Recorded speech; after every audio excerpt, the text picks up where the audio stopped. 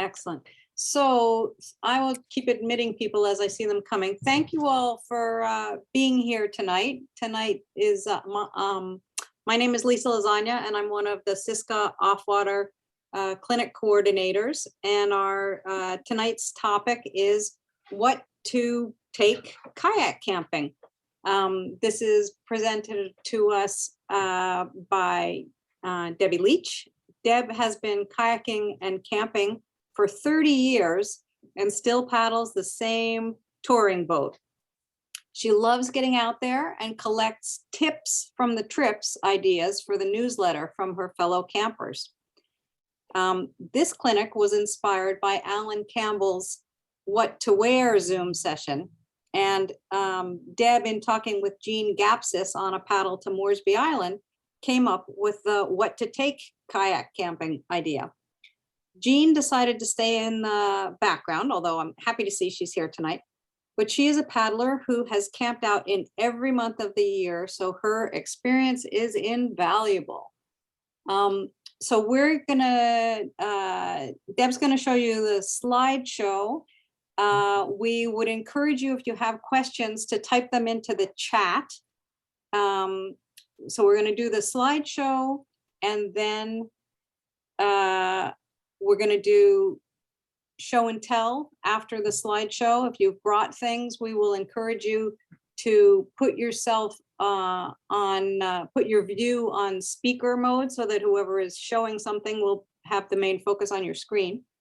And then we will do questions from the chat at the very end. So, oh, look at all these people I have to let in. Okay, good, sure. They just don't quit. That's a good sign, hopefully. Yeah, nice. Okay, I think we're up to like 59 people. 60. Okay, good.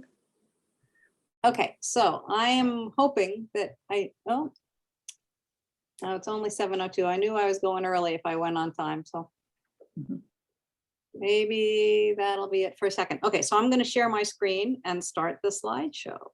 Okay.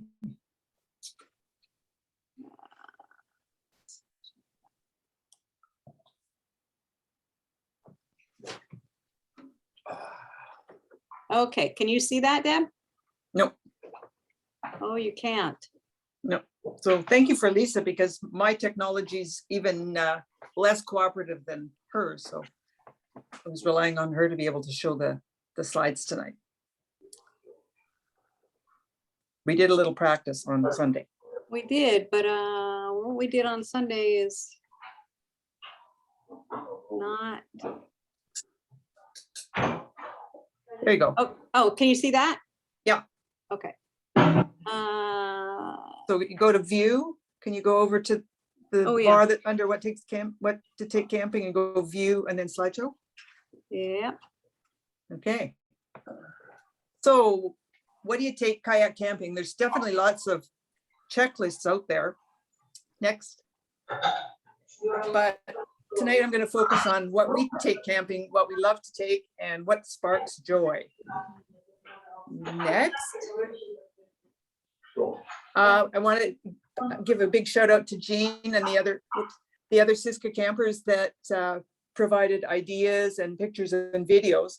And in the interest of time, I have edited down the videos, but keep watching the kayaking clips in the newsletter that Siska puts out, because I'll put the full uncut videos in future issues along with credits to the videographers. Can you mute everybody? I'm getting a lot of background noise here.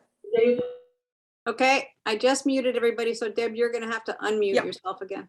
Okay, so tonight I'm going to talk and share a few of our favorite things in gear, and we'll be showing people's favorites that they can share at the end. So these are the categories that we'll be dealing with to make happy campers. Next. Oh, sorry. Why is that? Next.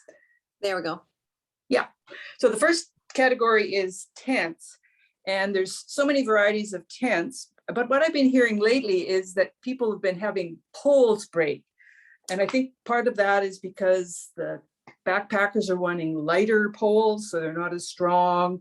So you really have to do your research to find out what poles are going to be the best tent combination. And as Jean was saying, you know, really important to check before you go, make sure the poles are in good shape, make sure you're putting them together properly, and putting your tent so that there's not a lot of stress on the poles. Next.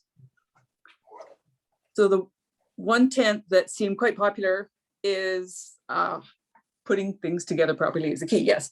The Hubba Hubba is something that Alan and Lynn recommended because it does pack down quite small. And as you can see from the picture, there's a nice mesh screen. So if you have no fly on, you can see the stars. And research shows that these poles are sturdier than the Mother Hubba. It's not an all season tent. It's quite pricey, but Lynn will tell you later how long she's had hers. Next slide. BJ sent in a note that she likes to put a tarp under her tent so that your feet are clean by the time you get to open and get into your tent. And it's also nice to have that tarp that you can use when you're loading your kayak. But of course, upsides and downsides, you really don't want that tarp collecting water under your tent if it's raining. Next. A couple of people thought that hammocks were the greatest thing. And the upsides of it, you don't need level ground. So if you're somewhere that there's not much beach and you're a minimalist, your hammock will come in handy. And some of the hammocks come with a mosquito net, and others you have to purchase separately. So as with any hammock, you need the trees to be in the right places and definitely need an insulating layer for comfort.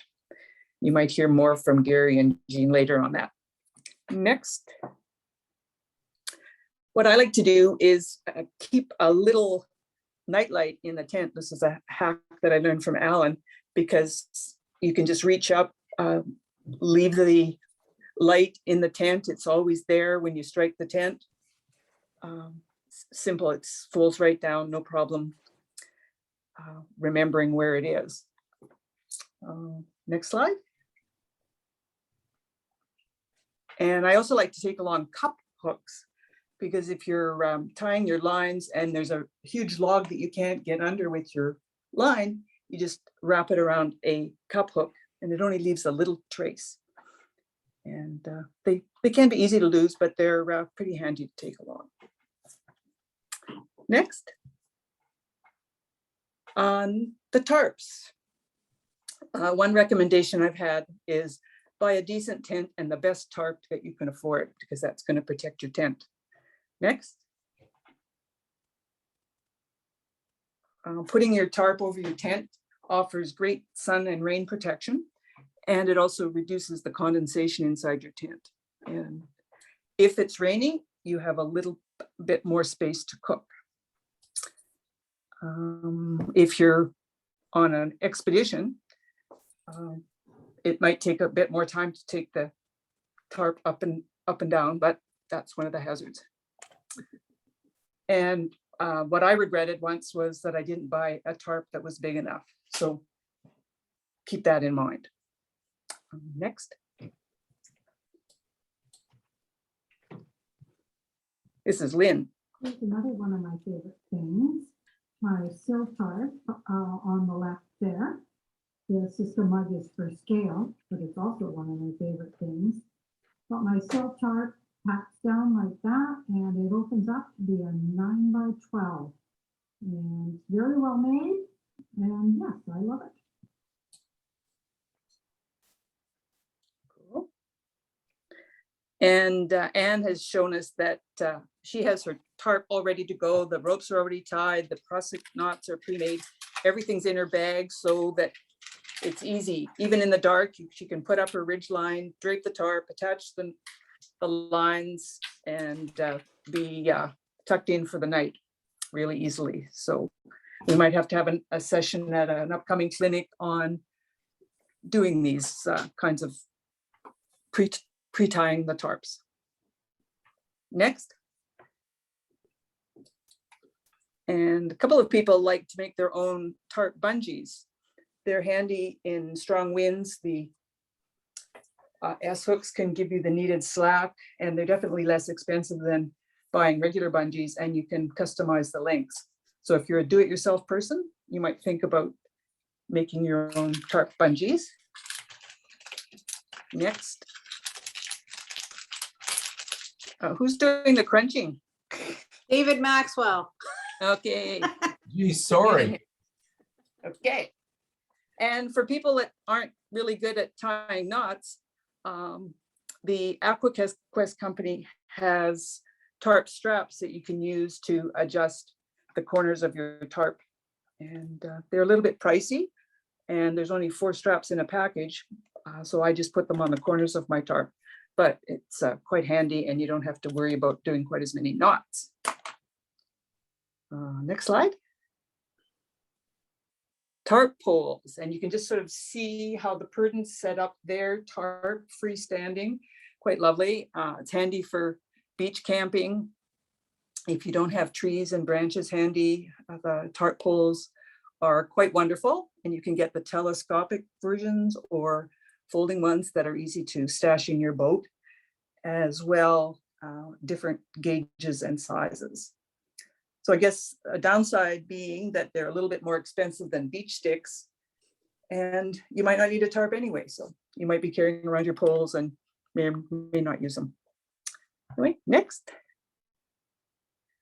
And the group tarp. It's kind of nice when groups can gather, as we can now.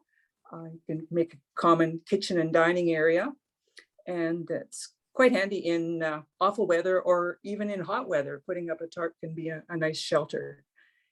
And Jean added, it supports positive group dynamics and cooperation. And I was thinking, maybe after the tarp is up, you can say that, yes, we've succeeded in group dynamics. And No, it's putting it up. Oh, that's okay. Good. All right. Good. Yeah. So you just have to decide who buys the tent, the big tarp, I mean, who carries it, and know that, if you're moving, you might take extra time to pitch and strike a big group tarp as well as the one you have over your tent. Okay, next slide. I'm going to talk a little bit about the sleeping bags and mats. Next is Lynn's sleep system. I'm very happy with my sleep system, which consists of my expat mat with the blow up pump sack that fills it up. Usually only takes about 3 bags full of air. It's insulated, quite warm, and very comfortable. I like to put this fleece bag over the top. That protects the mat and makes it a little cozier. If it's warmer out, you can just use the down bag on top as a duvet, or double it up if you're in colder conditions. And my pillow is small, but it has a fleece over an inflatable foam piece pillow. Now the depth.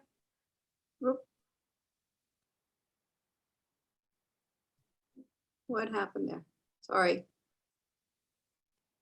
Oh, sorry, it's going to start over. I'm very happy with my sleep system, which consists of my expat mat with the blow up pump sack that fills it up. Usually only takes about 3 bags full of air. It's insulated, quite warm, and very comfortable. I like to put this fleece bag over the top. That protects the mat and makes it a little cozier. If it's warmer out, you can just use the down bag on top as a duvet, or double it up if you're in colder conditions. And my pillow is small, but it has a fleece over an inflatable foam piece pillow. Now the downside to these expat mats is that if you blow a rib, you can wind up with quite a hump in the middle of them, rendering your very expensive mat somewhat useless. Okay. Thank you. That's good. Okay, we got another one here. Mhm. In case you're wondering if you're going to get all of that stuff in your kayak, here it is all in one compression bag. I think this one is a 15 liter. Oh, also I have to give a shout out to my whole sleep system goes in my much loved 15-year-old MSR Hubba Hubba. It's a great tent.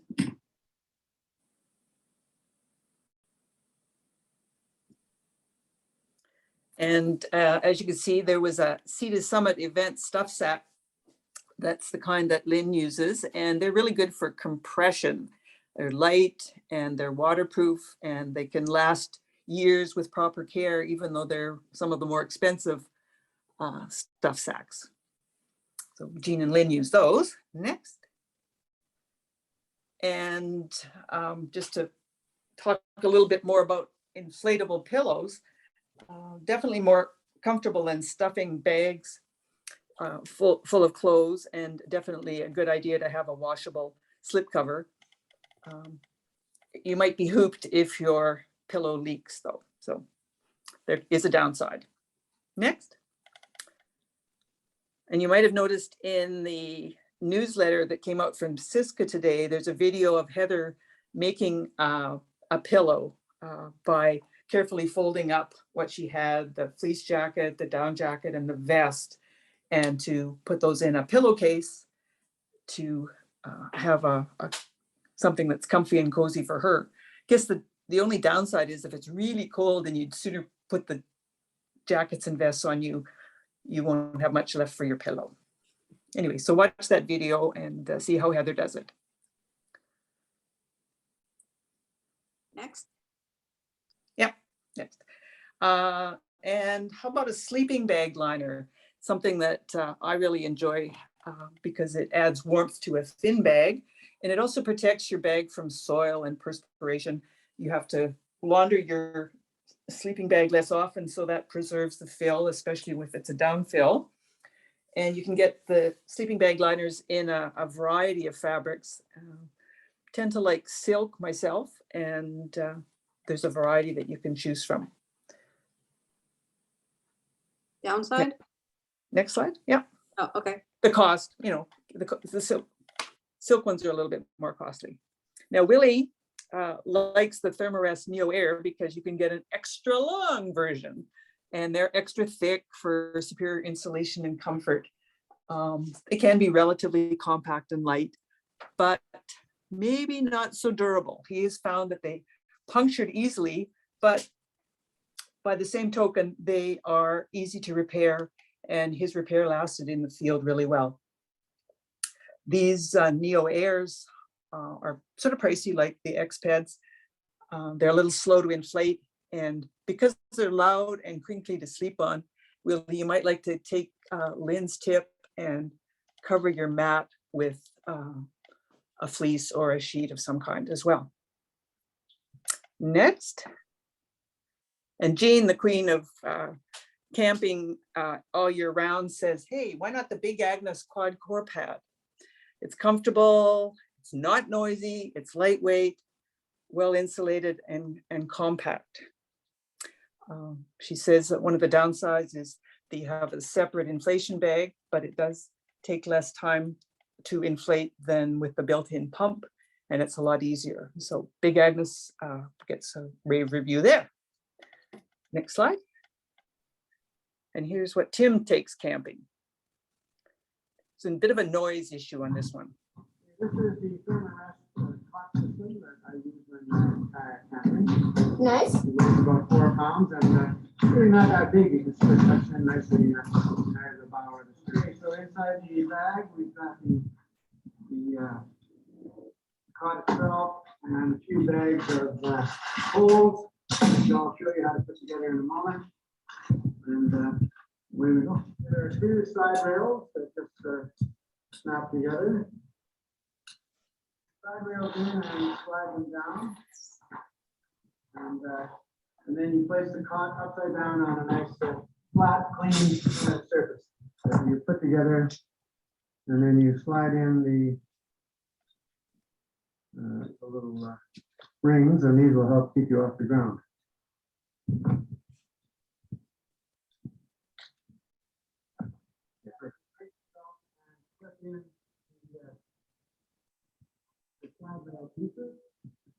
And we'll put them in all the way down. The easy way to put them in is to clip it under, and you have to bend it a little bit and snap it in place. The areas that I thought were going to be a lot more weight, you actually put the cart together with the hooks on opposite sides, and then you twist it for support, and then install it, quickly around where the hips are. This one's a bit trickier, but it goes in that way. Two doubles in the middle where you put your parts are, and then at this end I'll put my head and shoulders, a bit more support down here for the feet. I don't need too much, and I also have a couple of spare pieces just in case. One a sleeping mat, like that underneath as well. You pull those here, of course, and be nice and high off the ground, nice and long, nice and comfy. A bit of flex too. So you get a great night's sleep. Okay. One You're of those gonna days. need one. Yeah, for sure. Okay, so we got the tents and tarps and sleeping out of the way. Let's look around the camp for what people have sent in. Next slide. Uh-huh. Yeah, and of course, Jean mentions that it's great to take along some tools to remove dead branches, open up hiking trails, and clear out invasive species. And this is where I thought, yeah, this is where we remind people better pack along a first aid kit. Next slide.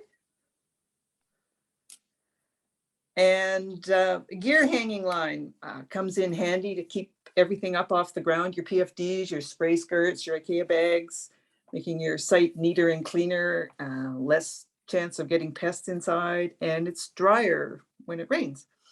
And for simplicity, Jean attaches carabiners to make things quick and easy to attach and detach the gear. And of course, with tarps and lines, you need trees in the right places. Next slide.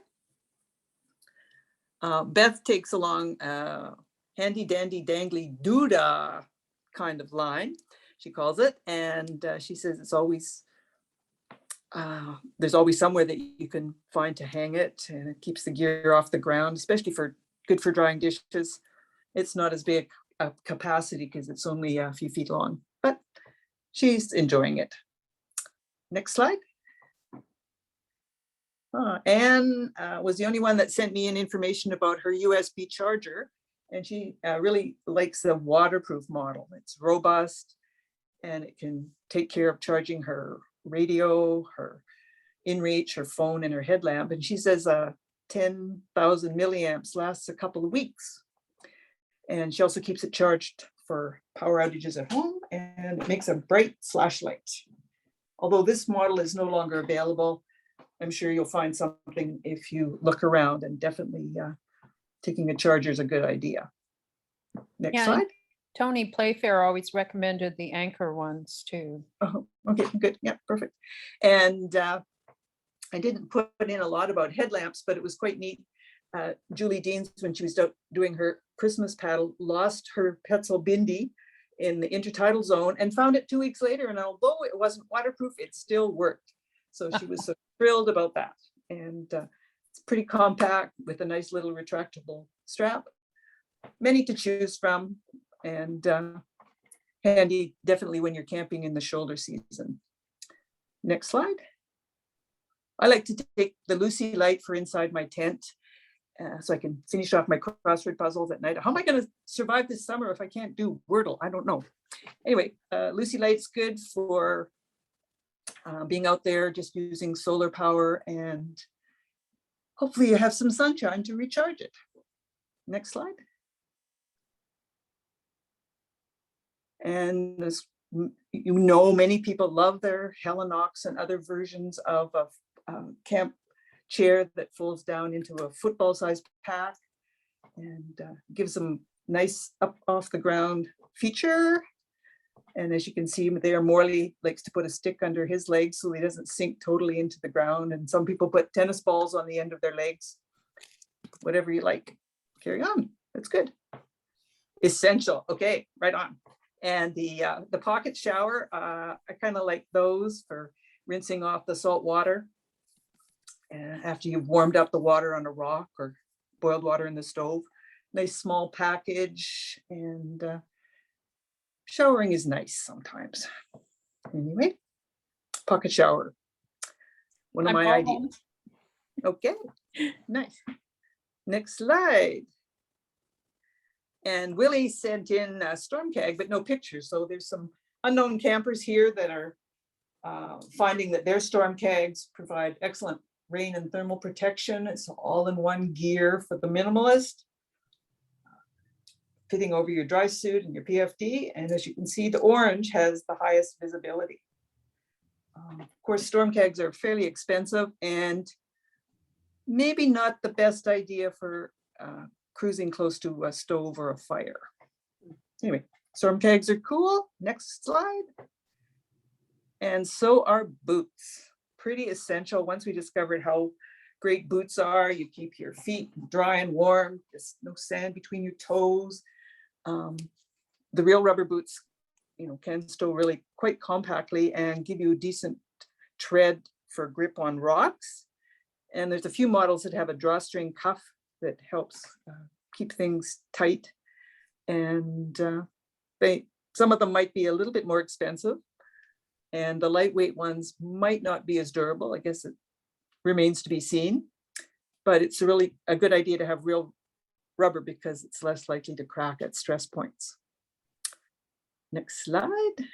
Oh, we're into stoves and fires. Okay, next slide.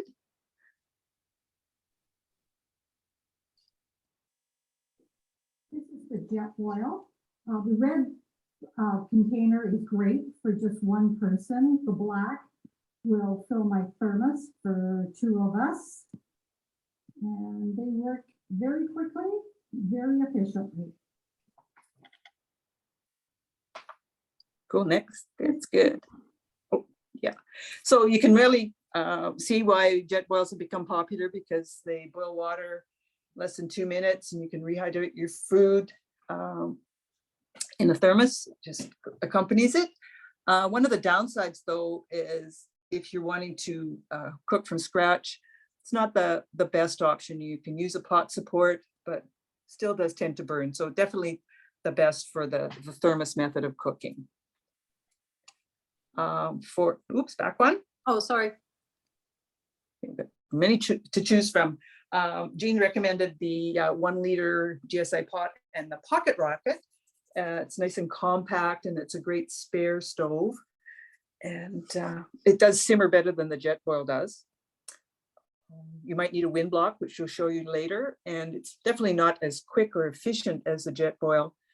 And you can still burn food and definitely have to watch with a larger pot. It can be a little tippy, but the pocket rocket definitely is a nice compact size. Fits right in your pot. Next slide. And for those that are a little bit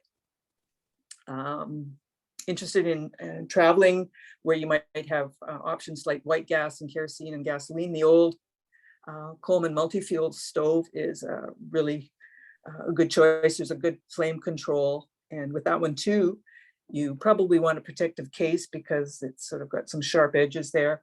And you might need the windscreen as well with a multi-fuel stove. But I think you can still get those online. Next slide. And the folding windscreen is pretty handy to have. It increases your fuel economy on windy days. And it's lightweight. This one folds really flat to stow. And it's not too expensive. But Jean says, yeah, you definitely have to be careful not to lose the pins that hold the panels together. So good old windscreen. Next slide.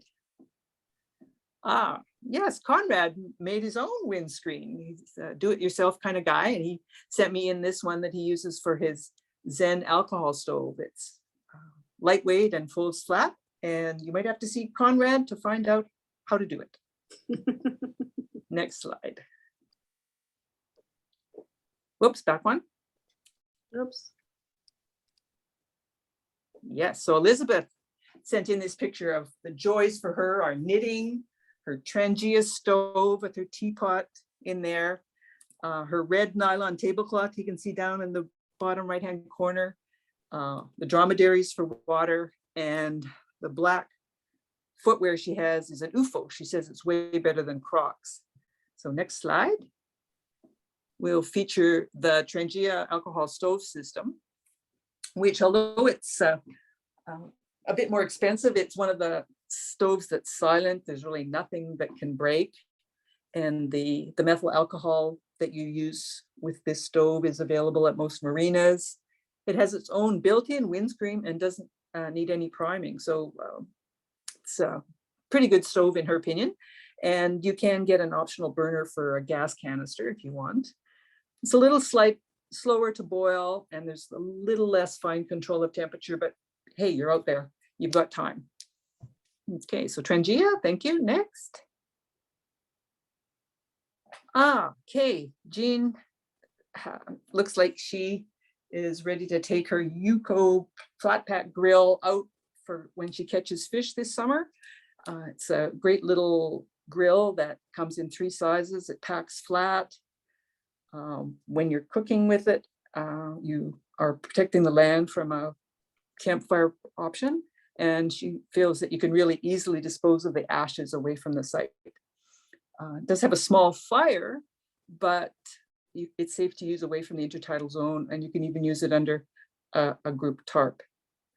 I think Jean went with a small size because the medium and large ones can be a bit heavier. Actually, And- I have the medium. Oh, you got medium. Okay, thank you. Yeah, somebody said to me, why worry about the weight? You're in a kayak, but Okay. Yeah. the small is really a small fire that you have to feed continuously. Oh yeah, not the best plan. Okay, thanks for that. Okay.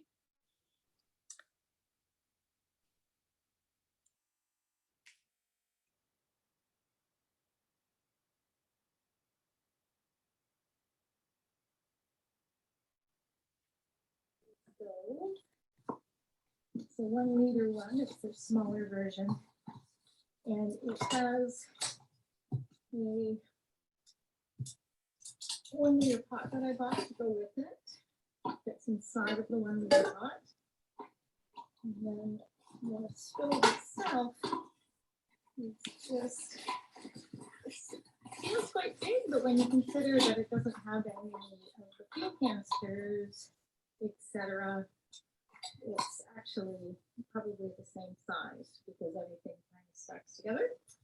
And it has a vacuum sort of section to it where the heat rises up on the inside. So there's, you can see the, I don't know if you can see that. And then there's the loop that fits inside. It actually turns over so that the pot will sit on top. And you can feed the stove while you are waiting for the water to boil. So I went and I collected a whole bunch of little sticks. I'm going to need a lot more than this, but I thought I'd bring it to show. The beach is obviously full of all sorts of pieces like this. And I found that I could find enough fire starter on the dry. What I found is it's not a fast one and it needs constant attention. I generally use this stove once a day when we had more time. If we were in a hurry, I had my emergency pocket rocket and canisters that serve to work for my cooking.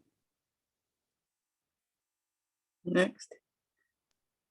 Yeah, so I was intrigued by the solo stove campfire that Ali has, because supposedly it makes a really hot fire, so there's no smoke and no campfire smell. And chance to do marshmallows, always popular on my trips. As she says, it does require constant feeding, and really, if you're on the move, you probably wouldn't want to rely on it as your only stove, but that's sort of gear that I envied. Next slide. I know that Elizabeth and Bob and Jean used the portable fire pit when they were camping last summer. It's pretty compact and a nice chance to have a campfire that won't harm the roots and scar the land. They thought maybe it was a little too high off the ground to be a really good source of heat. Oops. Oh, next. next direction. Okay, so more kitchen gear. Okay, so we move from the stoves deep into the kitchen.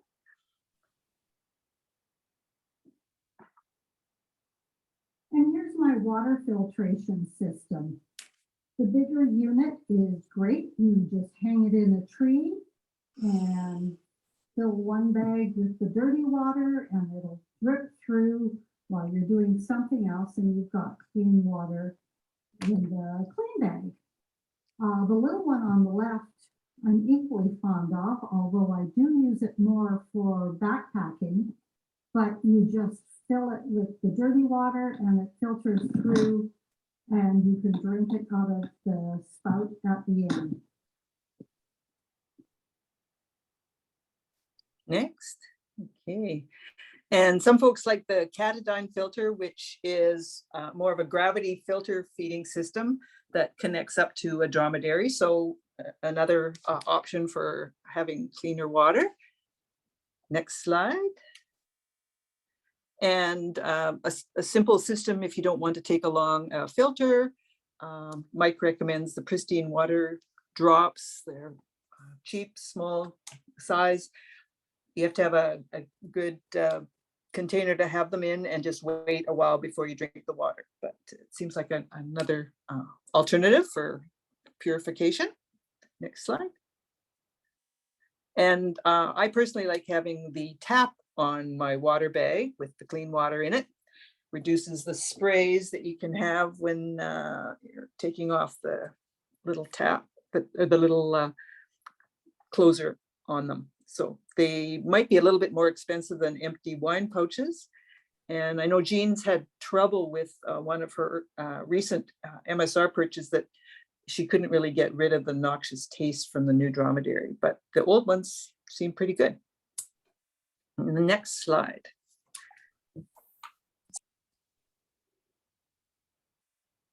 So here are some of my favorite pieces of kit. The big thermos is a 3-liter. It will rehydrate dinner for 2 with tons of room to spare. And if you're not rehydrating a hot meal, you can clean it out and it makes a wonderful refrigerator. The bigger thermos on the right here is wonderful for filling it up with boiling water in the evening. And you have hot water to go for breakfast, for coffee.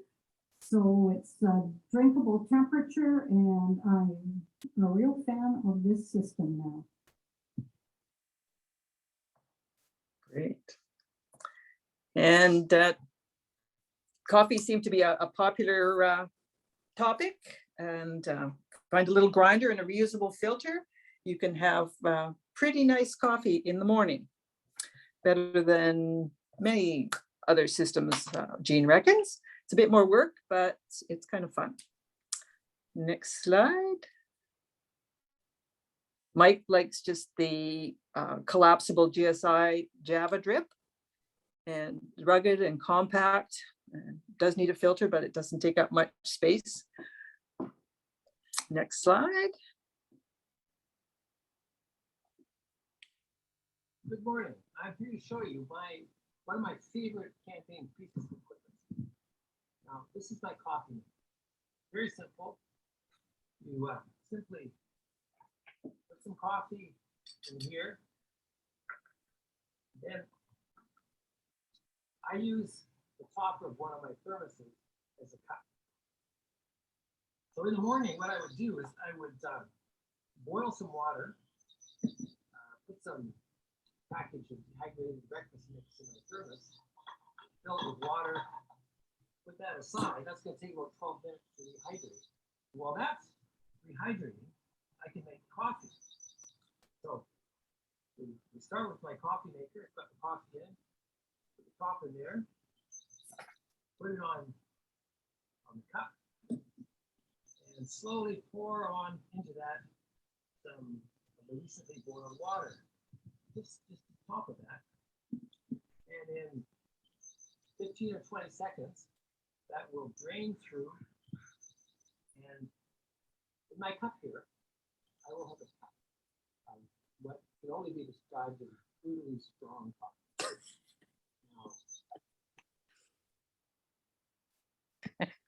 So sorry about the sound quality, but John likes brutally strong coffee. And as you can see, he was using his Bear Vault as a handy seat. And they're definitely a good thing to have along because you don't have to hang your food. It just stays inside. And well, they're expensive and they might be large to fit in a boat, certainly become popular for those of us that are on longer trips. Now the Bear Vaults, you know, in the morning when your hands and the temperature are a little bit cooler, they can be hard to open. So as you can see, Anne, for example, has a little credit card that she can use to help open the Bear Vault, turning the lid around. And the Bear Vault is not waterproof, but you can also see in this picture, something that we learned from Barry Turner is you can put insulation, weather stripping, sorry, inside the lid of the Bear Vault, and that helps to keep it waterproof in case you have to stow it in your cockpit, for example. Good idea. And a couple of folding table ideas. Heather likes this model of table. She can even balance it on a log. She does amazing things in a small space. And next slide. And Jean likes this kind of a folding table. They're both pretty inexpensive, lightweight. This one folds even flatter and it's easy to clean and stash. I guess the downside is these tables are pretty low to the ground and they have to be assembled. You can also get tables with taller legs, just take up a bit more space. Don't likely fit them in your compartments. Next slide. And you saw the insulation that Heather uses. Jenny also has insulation that's come from a water heating insulation that can be fit to shape around the thermos to keep the heat in and protect your thermos from bumps. So if you're a do-it-yourself person, you might come up with an insulation plan for your pots for a cozy or for your thermos. Next slide.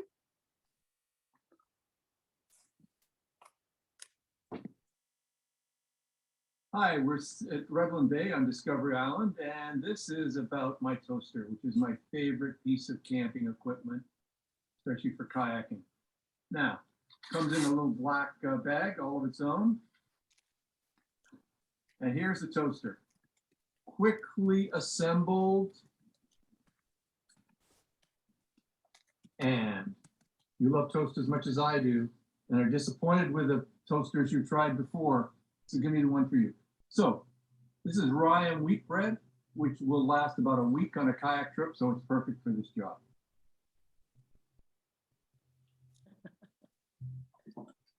So as I mentioned before, people went through a lot of work putting the videos together. For example, John has a lot longer version of this video, which will be featured as a kayaking clip in an upcoming Siska newsletter. We'll make sure that people get to see the whole show, but I thought in the interest of time, we just keep the clips a little bit smaller, not quite TikTok, but a little bit smaller.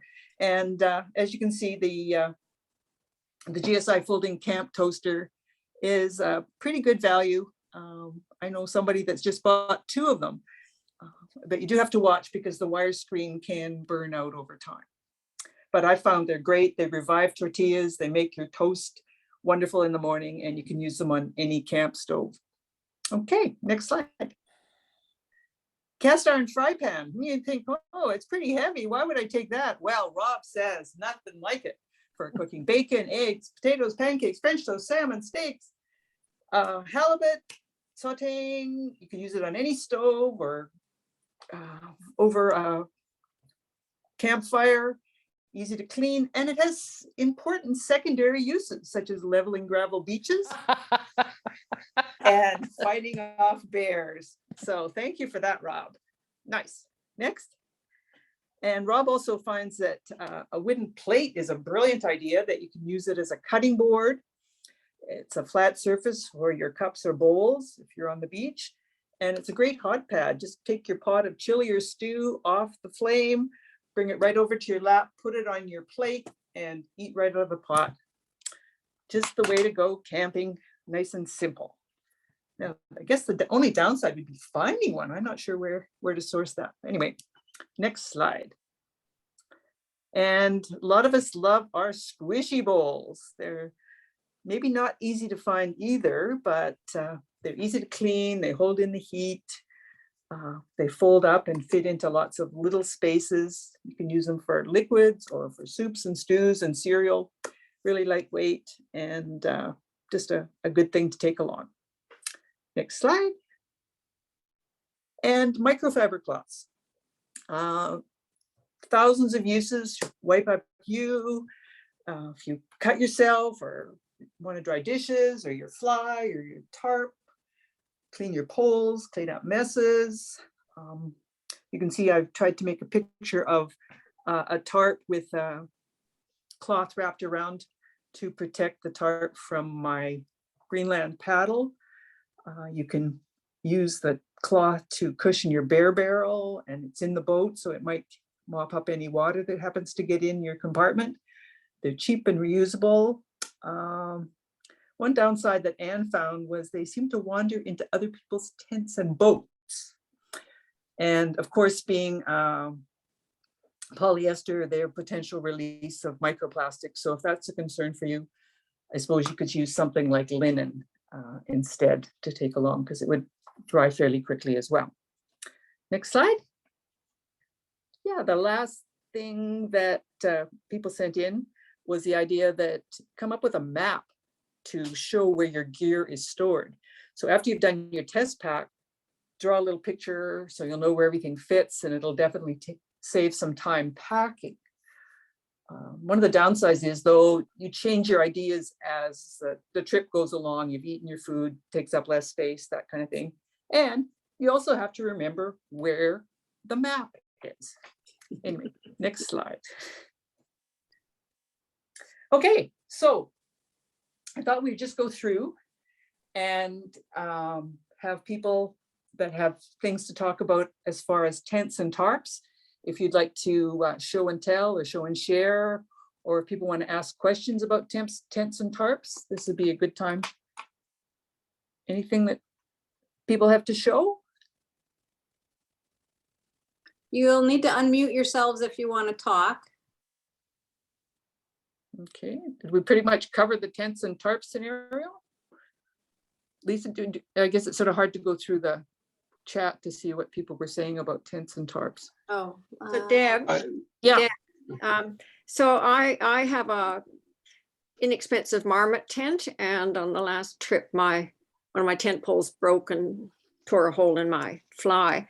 Mhm. And nobody's talked about those little cylinders. Oh, right. So there's that, but also Marmot, I contacted them and they have a really good warranty system. I virtually got a free set of poles, Mhm.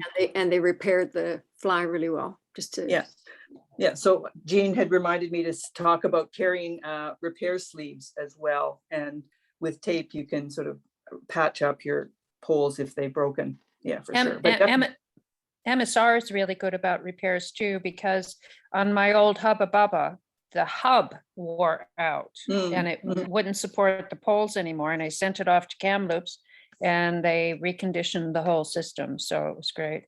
Oh, good. It didn't cost me a penny. Nice. I've had success with MSR on my Hubba Hubba.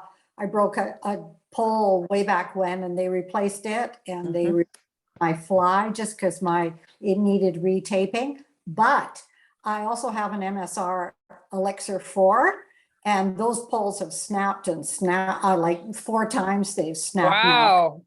and they don't even get back to me. I made a little comment on Facebook, and all of a sudden today, as a matter of fact, they communicate with me. So we'll see how that goes. Where did they break, Lynn?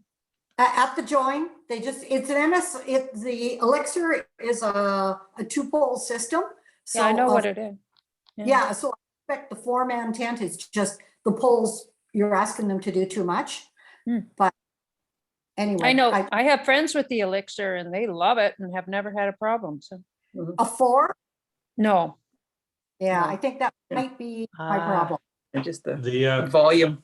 Yeah. the elixirs in general have a problem with the tent poles.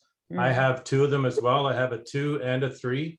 When I was guiding Spirit of the West, they had a whole gambit of the elixir tents. But I broke a pole with the with mine on the 2-man, and I called them, and they were really good. They actually overnighted a set of poles to me the next day. Wow. So they were really good, and I was super impressed at how well they stood behind the product. That's, I'm just you were a guide, and I'm just a granny who was backpacking with her grandsons. at the time, I get that, and the thing of it is that when I was guiding, you know, you don't look after things that don't belong to you as well as things that do belong to you. So I think that was probably one of the big things. But yeah, I have heard that the elixir tents are a bit of a problem. Okay. Good. Lynn, you were going to say how long you had your Hubba Bubba. Oh, I think I was in the little video, and I think I said 15 years, but it's longer. I think it's 17 at the Hubba Hubba. Wow. Okay, good. Okay, great. So is that sort of cover the tent? Oh, Doug, you were asking about things in the chat. So Jean had put in the chat that one of the advantages of the Hilleberg footprint is that it's built in. Sorry. It provides that cover for the vestibule. Okay. That's good. Nice. We have- Nobody sent in the Hilleberg, so we didn't have a picture of it.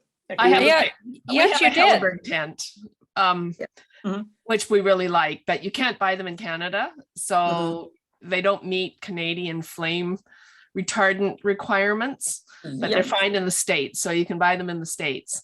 The footprint is actually, it's detachable, it's not built in, but it does go into the vestibule, and you can also have it so that the fly is integral into it, so that you just put up one thing, and the fly and the footprint and the tent are all in one, which is great.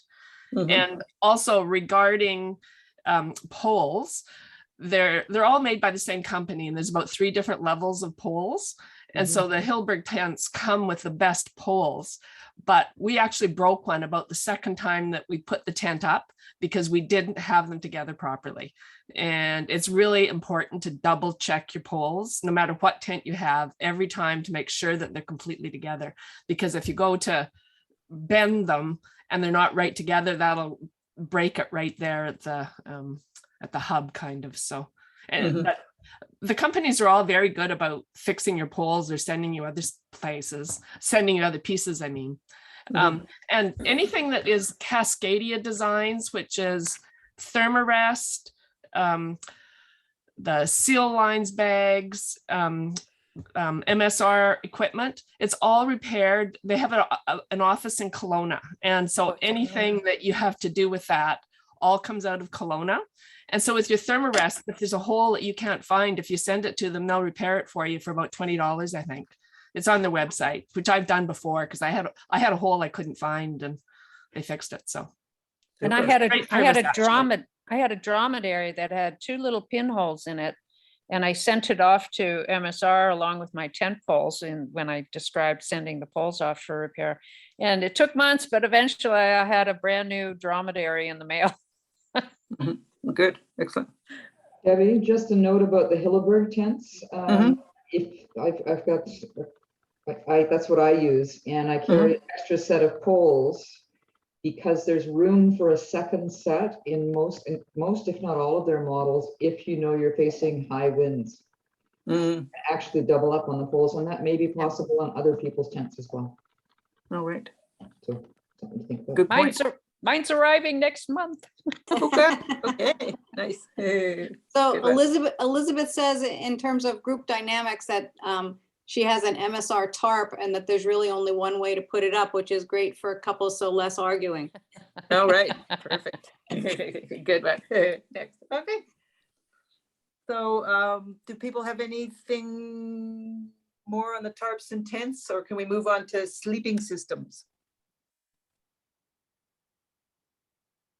Anything there?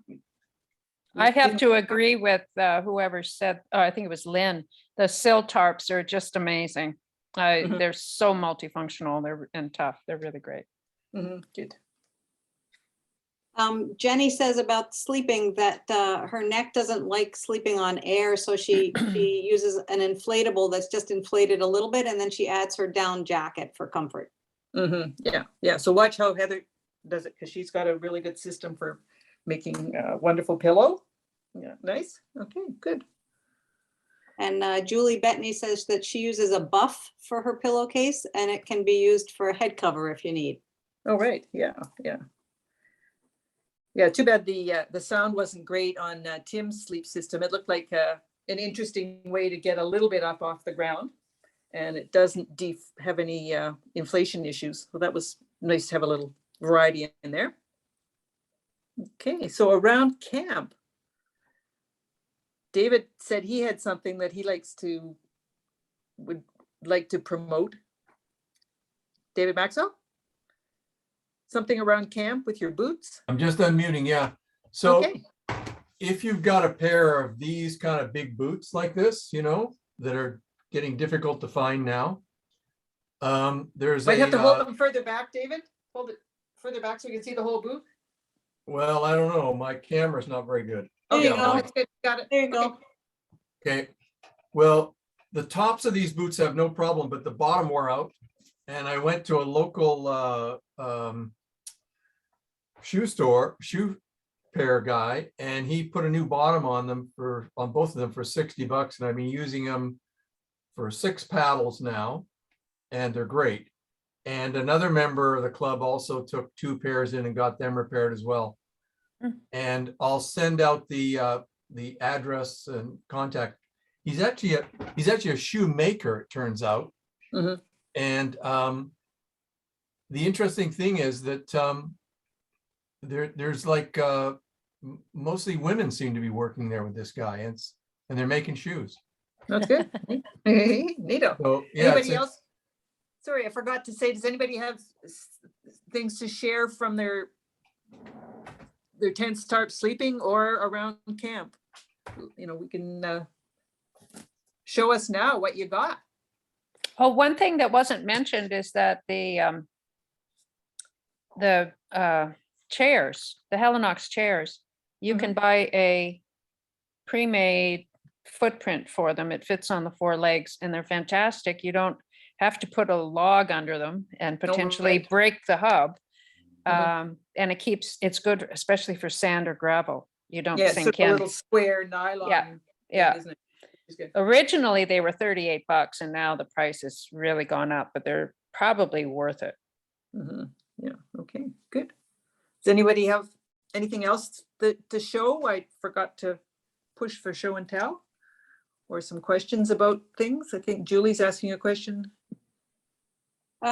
Okay, I was trying to go in order on the chat stuff. Oh, yeah, here. good. So- Yeah. So comments about cooking stuff.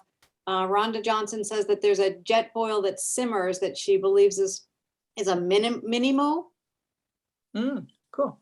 And Elizabeth says that Trangia stoves, there's also Trangia stoves, and the Duosol pots are an option and worth it. Stainless steel interior, aluminum alloy exterior, and she's never had anything burn in them. Oh, perfect. All right. And we had a comment about the dromedaries and the plastic. So Mhm, did the horrible taste go away eventually? Was that Jean who had the taste problem with the dromedary? It did with some of them. I returned one on the basis of the fact I couldn't get rid of the taste. I don't know why there would be variations in that. Some of them seem to respond to, like I use baking soda and vinegar and water and I just leave it in there for days and then I rinse it repeatedly. Hey, Jean, I've heard that you should never put chlorinated water in those bags. Yeah, that can cause a taste, I've heard. Well, actually, I don't know. It certainly worked with my older ones. Yeah. The black ones. I don't know if there's a correlation or not. or whether they just lose that flavor over time. I don't know, but it's really awful. I can't use the water when it takes on that Yeah. hydrocarbon taste. Yeah, because that was a gray MSR one, and the Yes. black ones, I've used Victoria water in mine for like 10 years, and it's. Yeah, maybe the Forget about- bleach is, the essence of it, because I don't have bleach in my water, but I've tried everything to get that taste out of the ones that I have, mhm. and I just stopped using them. And I agree with Jean that the water coming out of them is just unpalatable. You Yeah. cannot drink it, right?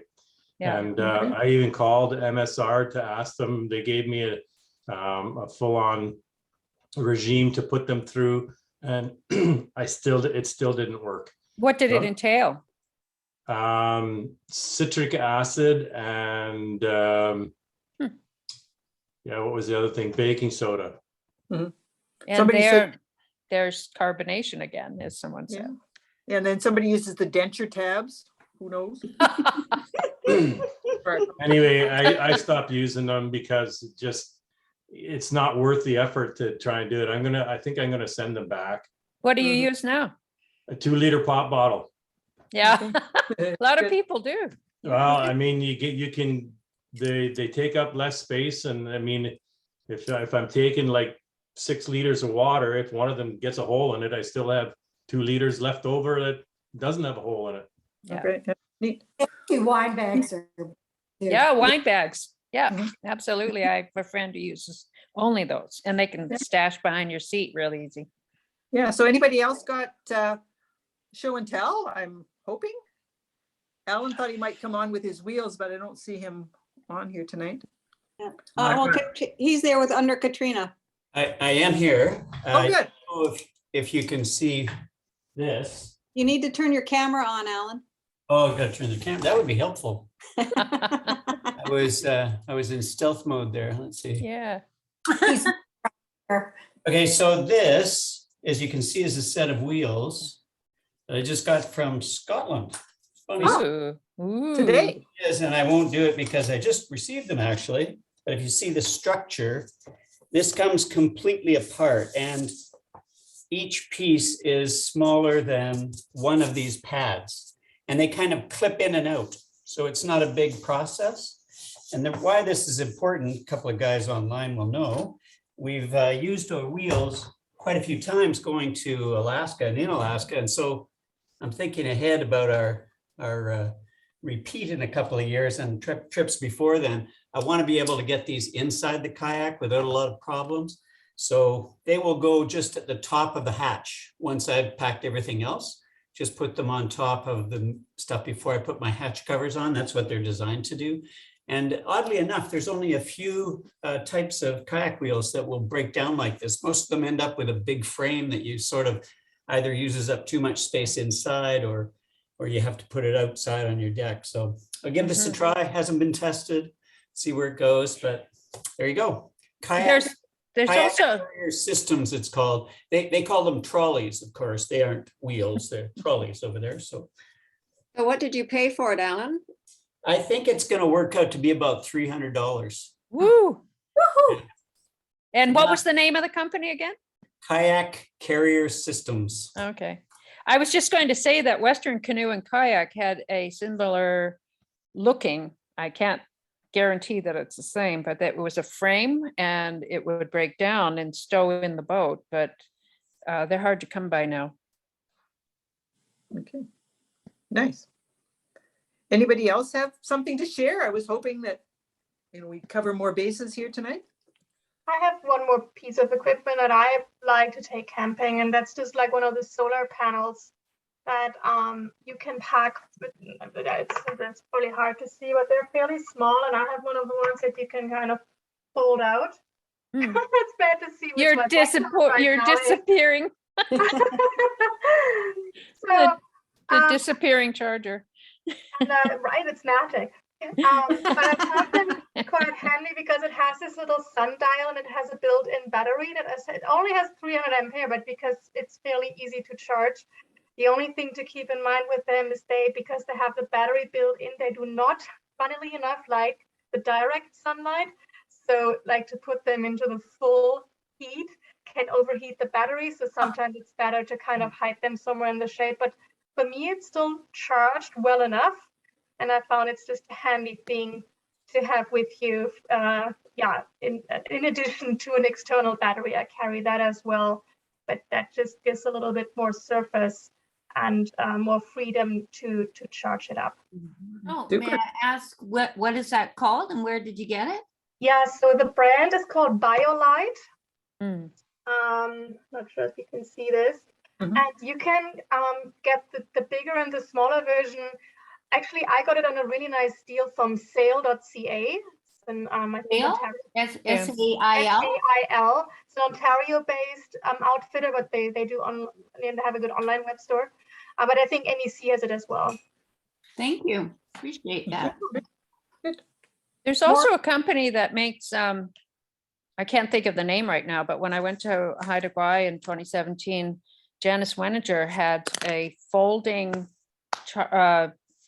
she lay it out on the beach, and it was probably 2 to 3 feet long by about 10 inches. And it would, that really gathered a lot of amperage. That was a great charger, but they were pretty pricey too. It's such a long time ago now, I can't remember. But bricks. pardon me? Oh, no, it's good. Do you know the name? No, I don't. I'll try and find it and put it somewhere or send it to Debbie. There's something that's been advertised recently called a Luminade. It's a little lantern that is collapsible and it's solar charged, and apparently you can charge your phone and things off that. Has anybody tried one of those? Of course. Luminade.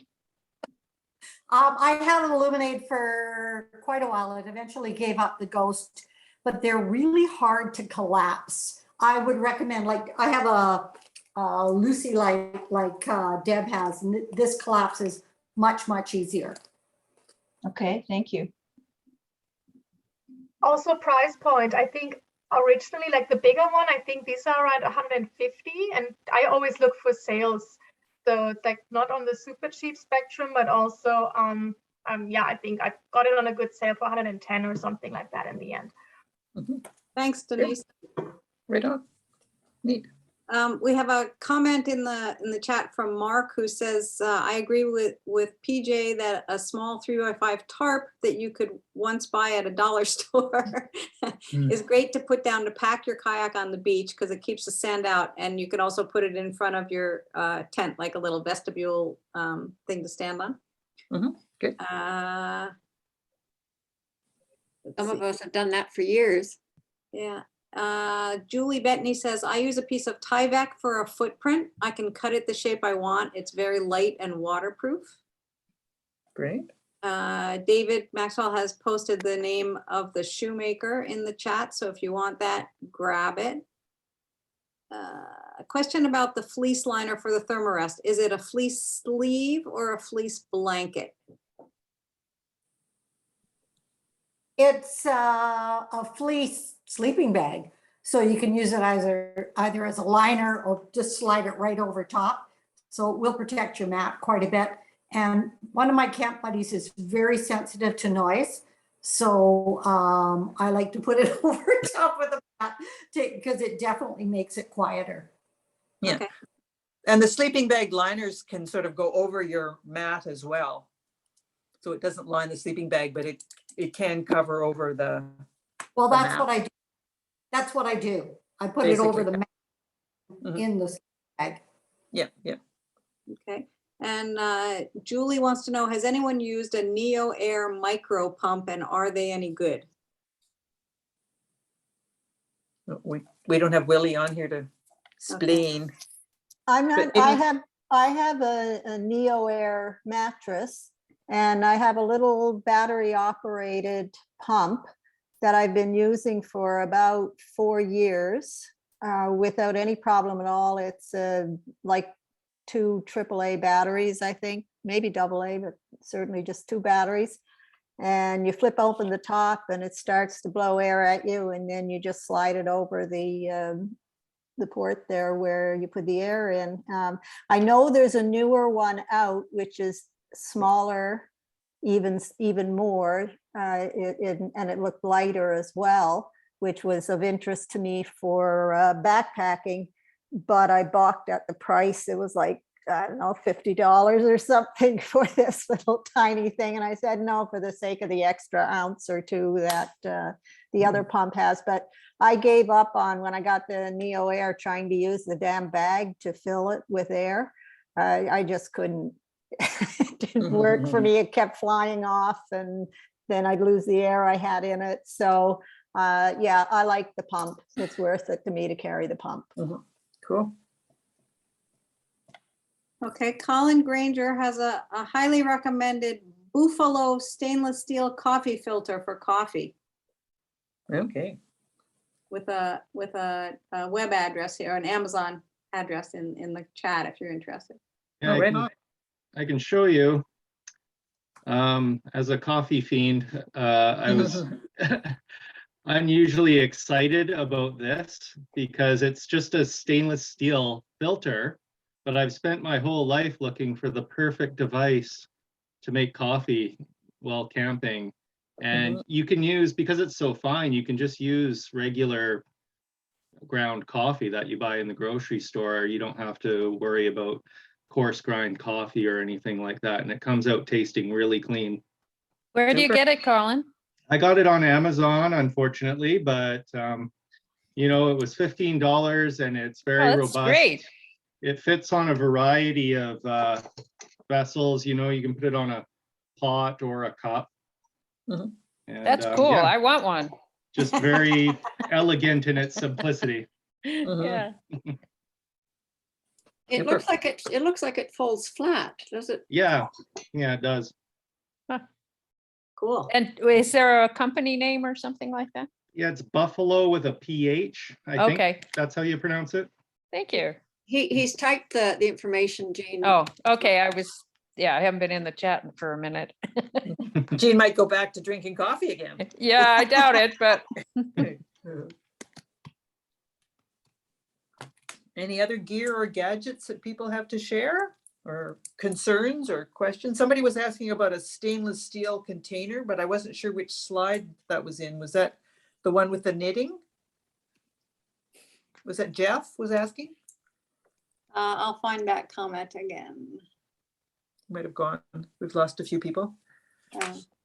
Oh, it was Jay Bear saying, did anyone Okay. catch what the stainless container was on the left there? Jay, are you still here? Wasn't curious enough. Okay. Oh yeah. This one? With the snap-on lid? Oh, that one, Lynn's one. Yep, Am I- that one. It's a Stanley. Again, they're not cheap, but they're really good at keeping food hot, and yeah, they're stainless all the way through. And I got a hunch it's bear proof too, but I don't want to test it. From the lady who packs a full-size table.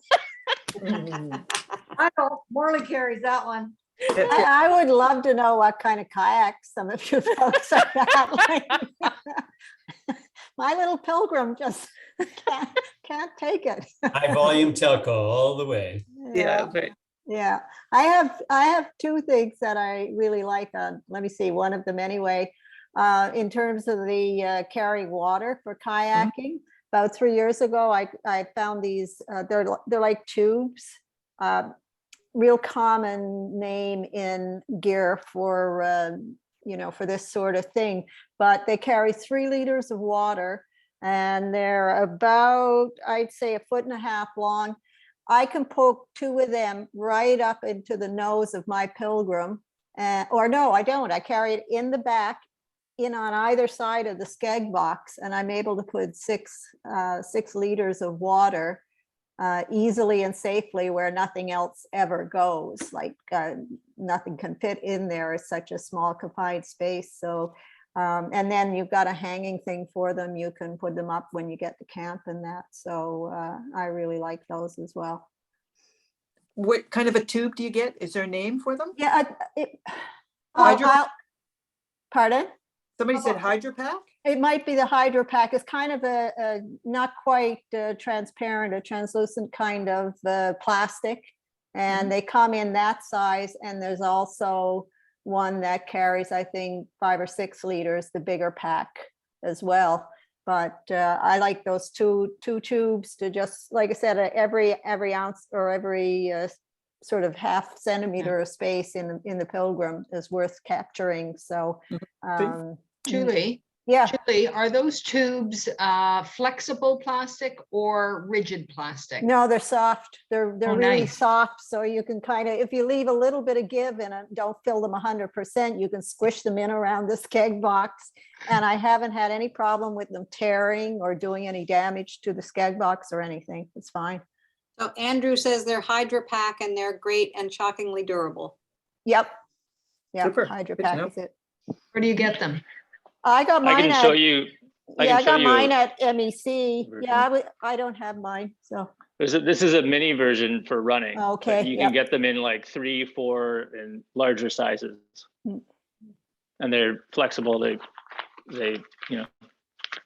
Cool. Cool. Yeah. Thank you. That's great. Thanks, Andrew. Yeah, I just No saw them. problem. MEC has them and Valhalla also. I wasn't going to say anything, but I put it in the chat earlier. The other alternative I found to the dromedaries is Sea to Summit makes these bladders called the water cell, and you can get them in 2 up to 20 liter sizes. They don't have the taste. I found them to be pretty durable so far, and they have one nozzle that you can add on, and they'll double as a shower. Huh. Cool. Great. I've got one last thing, and I'll say it now because if not, I'm going to forget it. You're good. Be gone. It'll be gone. You were talking your bare barrel. Last year for a couple of backpacking trips I was doing, I got a bear bag. You've probably seen the Ursack, it's called. And it worked amazingly well. Really, really good. I did get it's just a plastic bag liner to go inside it, which actually makes it waterproof as well. So you can store all your food in it. And the advantage, again, for me was weight. It's fairly light. It's like a really, really almost like a Kevlar mesh bag. And all you do is it comes with a cord threaded through it, and they tell you how to tie it. You just tie it to a tree anywhere. And they say that they're indestructible. They've proof tested them with bears who weren't able to destroy them. They can run off with them if you don't tie the right knots. But, no, I found it great because there were times when there wasn't anywhere convenient that I could see to store your food when I was backpacking in particular, and sometimes trees were just too high, and I never did master that whole thing, slinging them over a tree. But this kept it where all I had to do was remember where I put it. But it does have what I found really amazing the first night was that it does have the rope is luminescent. So I was going off with my headlight and all of a sudden this thing jumped out of the tree. That was the cord to my bear bag. But yeah, if space is an issue or weight and just plain really flexible use. Where did you get that, Julie? I got that from Valhalla Pure. They're available again, most of the outfitters, you'll find it. But it's definitely worth getting the liners as well that are made for it. They're just plastic bags, that's all it amounts to, but they're durable plastic that are waterproof. It's not like Ziploc bags or something like that. They stand up to, mine was rained on and it didn't get wet inside. Great, thank you. If anybody wants another reference for water containers, Annie has put on an Amazon link saying that she's used, she says, I've used these cheap water containers for 2 seasons. They're not going to last forever, but I've had no issues so far. And I just roll them up when I'm done with them. Okay, great. This is all such useful information. Super. And gear envy, you think, oh, what do I need to go get next? Yeah. Can I make a comment about those earth sacks? We used them about 15 years ago when I worked in Ivavik National Park in the Yukon, and we were testing them. And on multiple occasions, we had grizzly bears get teeth through them. And if they didn't get teeth through them, if you had things inside that were pierceable, you'd open your bag and there was liquid all over. So they can be amazing, but you can still have problems with them. Okay, thanks, Rhonda. Dead of grizzly bear country. Okay.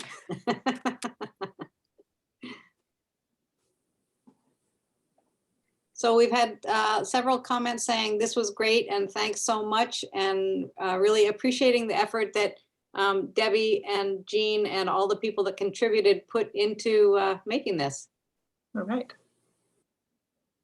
Yeah, so maybe next time we'll get better quality videos. It seemed to play better on my iPad than some of the ones that were broadcast, but. Well, we need to get Tim when he's not coaching a basketball. Exactly. That's good. A busy guy, for sure. Mm-hmm. Okay. Well, thank you, Lisa, for hosting, and okay, we'll see people out on the water and hopefully out camping. Thanks, Thank Debbie you. and Jean and everybody else. Thanks, everybody for participating and asking your questions too. Yeah, and sharing Thank your you. stuff. Lovely. Okay, night. Bye. Good night. Thank you. Good night. Thanks, Bye. Lisa, for hosting. You're welcome. Thanks, Lisa. Thanks, Deb. Good night. Night. Night. Thanks for putting it all together there, Deb. All right, yeah. So people have to go watch you on the newsletter. I think you can stop the recording, Tony. Yeah, thank you. Night. Yeah.